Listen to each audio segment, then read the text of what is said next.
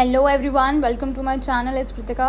Class 9th की political science की जो बुक है उसका चैप्टर फर्स्ट है ये। आज इसका जो नेक्स्ट टॉपिक है हमारा वो आज हम कंप्लीट करने वाले हैं। इसका जो नया टॉपिक है आज का वो है हमारा free and fair electoral competition. हम लोगों ने लास्ट वाली क्लास के अंदर पाकिस्तान की एक स्टोरी पढ़ी थी जिसके अंदर हमें पता चला था कि वहाँ पर क्या चीज़ें हो रही थी। वहाँ पर जो गवर्नमेंट चलाने का काम कर रहा था वो कौन कर रहा था? वहाँ का आर्मी, यानी कि आर्मी का जो चीफ था वो कर रहा था, बल्कि ऐसा कभी होता ही नहीं है। और वहाँ पे जो गवर्नमेंट थी वो सिर्फ नाम की गवर्नमेंट थी। एक्चुअल में जो असली डिसीजंस कौन ले रहा था? परवेज मुशर्रफ और उसके मिलिट्री ऑफिसर्स। आज के जो टॉपिक में हम ये समझेंगे कि एक डेमोक्रेटिक गवर्नमेंट के अंदर फ्री और फेयर इलेक्शन कितना ज़्यादा इम्पॉर्टेंट होता है। जब कभी भी हम किसी को चूज़ करते हैं फ्रीली तो भाई उसका काम होता है हमारे वेलफेयर के काम करना, लेकिन उसके लिए सबसे पहले होना चाहिए एक इलेक्शन ऐसा जो फ्री और फेयर हो, उसमें कोई चीटिंग ना हो।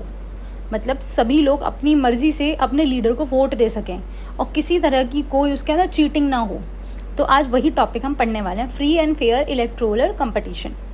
इन China election are regularly held after every 5 years for electing the country's parliament. अब क्या है चाइना के अंदर, यहाँ पे चाइना की स्टोरी दी हुई है, फिर आगे मैक्सिको की स्टोरी है। चाइना में हर 5 साल में इलेक्शंस होते हैं पार्लियामेंट के, जैसे हमारी कंट्री में होते हैं सेम ऐसे ही। वहाँ की जो पार्लियामेंट है उसका नाम जो है वो मतलब वो कॉल्ड क्यूंगोर रेनमिन दाबियो दहुई। वहाँ की जो पार्लियामेंट है बेसिकली उसको क्या कहा जाता है? ये चाइनीज़ में एक वर्ड है, शायद मैंने गलत प्रोनाउंस किया होगा, जिसे इंग्लिश में नेशनल पीपल्स कांग्रेस कहा जाता है। The national people's congress has the power to appoint the president of the country. अब ये जो कांग्रेस है यानी कि नेशनल पीपल कांग्रेस जो है उसके पास पावर होती है पार्लियामेंट के पास प्रेसिडेंट को चूज़ करने की। राष्ट्रपति होता है भाई, वो पहला सिटीजन होता है। अब it has 3000 member elected from all over the China. इसके अंदर जो लोग हैं वो 3000 लोग इसमें चूज़ होते हैं, वो पूरे चाइना से हो सकते हैं, ठीक है। Some members are elected by the army before contesting election. A candidate need the approval of the Chinese communist party. अब देखो, कुछ लोग इसमें आर्मी से भी इलेक्ट किए जाते हैं। ये जो नेशनल पीपल कांग्रेस है इसके अंदर कुछ लोग जो होते हैं वो चाइना आर्मी लोग जो है उसमें से भी इलेक्ट होते हैं। अब क्या बात आती है, चाइना की एक पार्टी है चाइनीज़ कम्युनिस्ट पार्टी। जब कभी भी किसी को भी इलेक्शन में पार्ट लेना होता है, इलेक्शन में मतलब कैंडिडेट खड़ा होना होता है एज तो उसे चाइनीज़ कम्युनिस्ट पार्टी से क्या करना पड़ता है? अप्रूवल लेना पड़ता है। मतलब अगर आप इलेक्शन में पार्टिसिपेट करना चाहते हो फ्रीली, आपको क्या करना पड़ेगा? इलेक्शन में खड़े होना चाहते हो किसी पोस्ट से, चाहे वो एमएलए की हो या एमपी की हो, आपको क्या करना है? आपको चाइनीज़ कम्युनिस्ट पार्टी से अप्रूवल लेना पड़ेगा।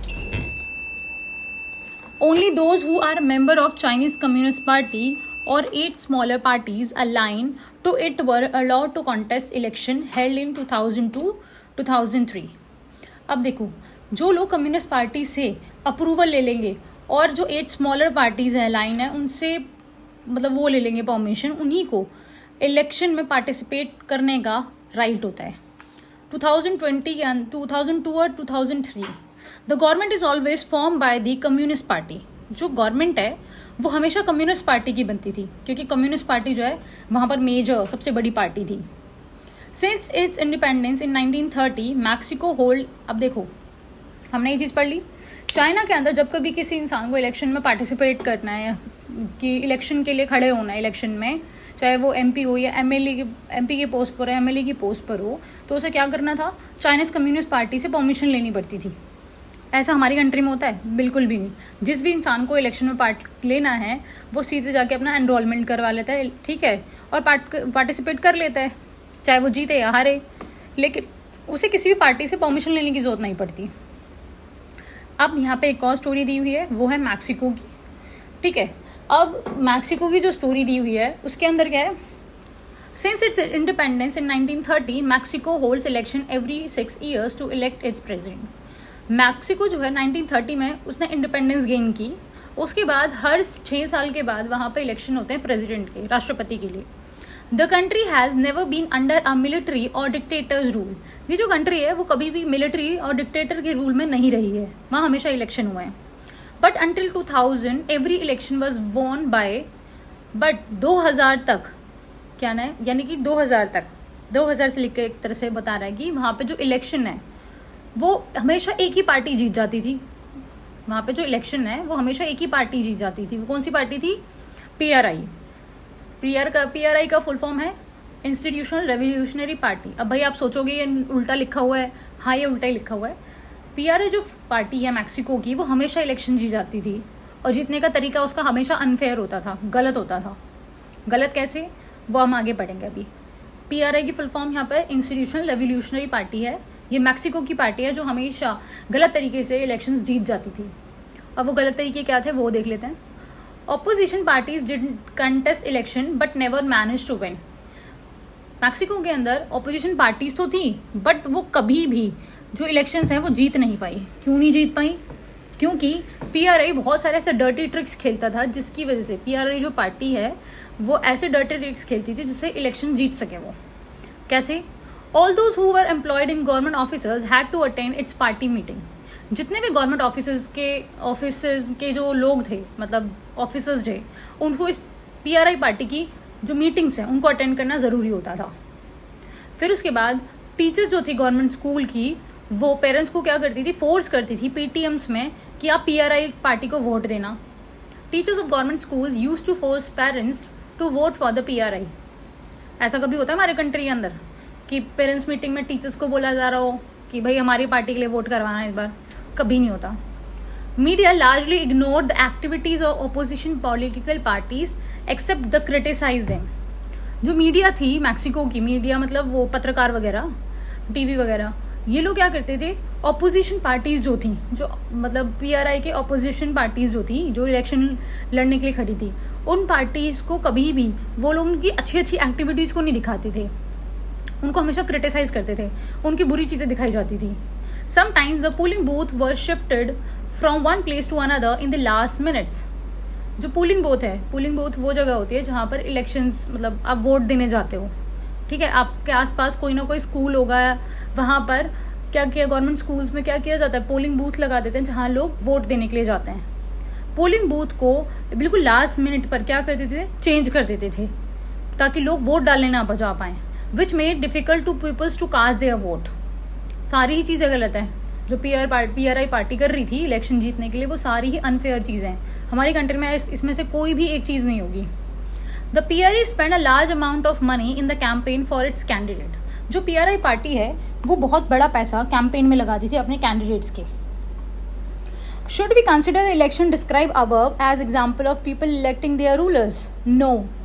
जो भी हमने अभी तक ऊपर पढ़ा, क्या वो सच में ऐसी चीज़ है कि इलेक्शंस जो हैं वो फेयरली अच्छे से हो रहे हैं? नहीं। Reading this example we get a sense that we can not, there are many problems here. In the China the election do not offer the people any serious choice. China के अंदर लोगों के पास कोई चॉइस ही नहीं है, उनको एक ही पार्टी को बार बार चूज़ करना पड़ रहा है क्योंकि सीरियस कोई है ही नहीं, वहाँ पर कोई चॉइस सीरियसली है ही नहीं उनके पास। They have to choose the ruling party and the candidate approved by it. उनको वही कैंडिडेट चूज़ करने पड़ रहे थे जो कि कम्युनिस्ट पार्टी, चाइनीज़ की कम्युनिस्ट पार्टी से अप्रूवल ले चुके हों। दूसरा था people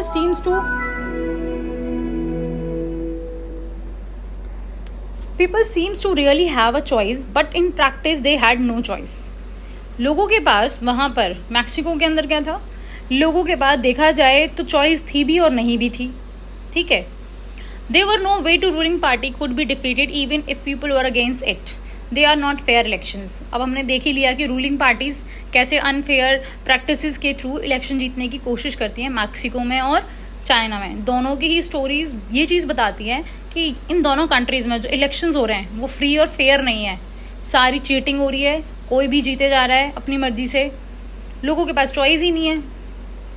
we can thus add a second feature to our understanding of democracy, holding election of any kind is not sufficient. भाई किसी कंट्री के अंदर इलेक्शंस होना ये नहीं दिखाता कि डेमोक्रेसी है उस कंट्री के अंदर, ठीक है। अगर ये चीज़ हम समझें, किसी कंट्री के अंदर डेमोक्रेसी है और वहाँ डेमोक्रेसी होने का मतलब ये थोड़ी है कि वहाँ जो इलेक्शंस हो रहे हैं तो मतलब डेमोक्रेसी होगी, ऐसा नहीं है। इलेक्शंस फ्री और फेयर होने चाहिए, जब जाके हम कहेंगे कि वो एक डेमोक्रेटिक गवर्नमेंट है। The election must be offer a real choice between political alternatives and it should be possible for people to use their choice to remove the existing rulers if they wish so. Political parties को हटाने की भी choice होनी चाहिए लोगों के पास। जो elections हैं वो फ्री और फेयर हो, लोगों के पास ज़्यादा से ज़्यादा चॉइसेस हों कि वो किसको चूज़ करना चाहते हैं, किसको हटाना चाहते हैं, किसने उनके लिए अच्छे से काम करता है उसे दोबारा रीअपॉइंट करना चाहते हैं, इस तरह से री इलेक्ट मतलब। A democracy must be based on free and fair election where those currently in power have a fair choice of losing। अब देखो, अब सेकेंड हमने फीचर समझ लिया। एक डेमोक्रेसी के अंदर फ्री और फेयर इलेक्शन होना बहुत ज़्यादा ज़रूरी है, ताकि जो रूलिंग पार्टी है, जो करंटली पावर में है, उसको भी अपनी पावर लूज़ होने का डर हो, यानी कि उसको भी हट जाने का डर हो कहीं ना कहीं। उसके मन में एक चीज़ हो कि भाई अगर हमने ठीक से काम नहीं किया तो जो हमारी वो है कहने हमारे जो लोग हैं जिन्होंने हमें इलेक्ट किया है वो क्या करेंगे, वो हमें नेक्स्ट इलेक्शन में हटा भी सकते हैं और किसी और को दोबारा से इलेक्ट कर सकते हैं किसी को। तो इसीलिए गवर्नमेंट ज़्यादा से ज़्यादा लोगों के वेलफेयर के लिए काम करने की कोशिश करती है एक डेमोक्रेसी के अंदर, ताकि लोग उन्हें दोबारा से अपॉइंट करें, दोबारा से उन्हें इलेक्ट करें। तो ये था डेमोक्रेसी का सेकंड फीचर जो हमने बहुत अच्छे से पढ़ लिया। मैक्सिको और चाइना की स्टोरी जो है वो आपको समझ आ चुकी होगी कि ये एग्जाम्पल क्यों दिया हुआ था। तो इस आज की क्लास के लिए इतना ही। अगर आपको ये चैप्टर अच्छा लगा हो तो प्लीज़ लाइक, कमेंट, सब्सक्राइब ज़रूर करो और मुझे बताओ कि वीडियो कैसी लगी आप लोगों को। Thank you, bye bye.